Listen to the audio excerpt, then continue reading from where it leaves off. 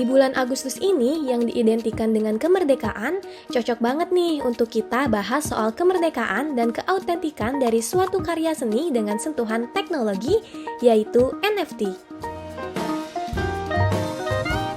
Index Academy Glossary. NFT atau non-fungible token ini seperti sertifikat digital yang berbasis blockchain. Jadi, pengguna hanya mempunyai NFT dengan catatan kepemilikan aset digital.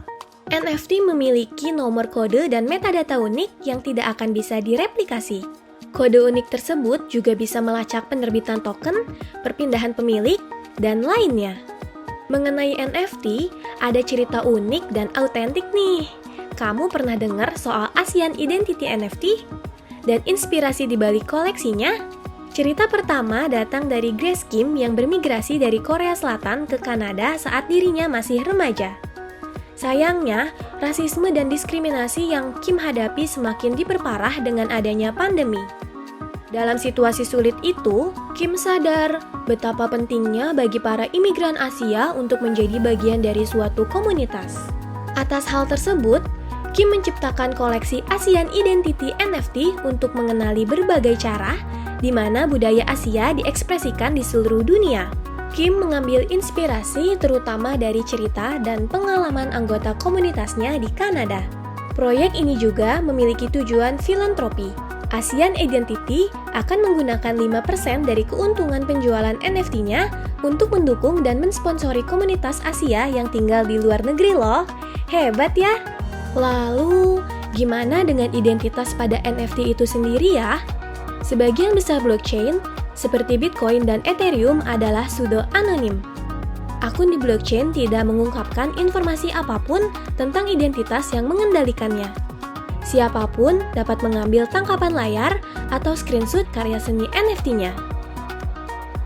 Untuk peluncuran NFT, sebagian besar token dan kripto yang muncul tidak hanya membuat mereka sebagai produk investasi yang umum, tetapi juga menyebabkan pemusatan beberapa fungsi. Karena faktanya, infrastruktur di balik token yang dapat dipertukarkan menjadi centralized exchange, misalnya, sebagian besar pertukaran yang muncul sebelum tahun 2020 adalah centralized exchange. Selain itu, karakteristik fungibilitasnya yang dikombinasikan dengan sarana investasi yang diwakilinya membuat mereka sering diteliti oleh regulator sebagai sekuritas potensial. Pada sisi lain, token ERC-721 dan NFT secara keseluruhan tidak dapat dipertukarkan. Hal ini memiliki banyak implikasi di kasus penggunaannya sebagai sarana desentralisasi. Untuk saat ini, NFT nggak tunduk sama regulasi, yang mengartikan hanya ada sedikit atau tidak adanya perlindungan hukum bagi mereka yang membuat, menginvestasikan, atau memperdagangkannya. Perlu diingat ya, bahwa tidak semua platform yang menjual NFT memverifikasi identitas penjualnya.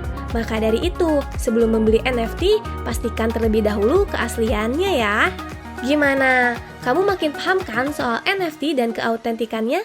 Atau bahkan kamu jadi tertarik buat beli NFT? Komen pendapatmu di bawah ya.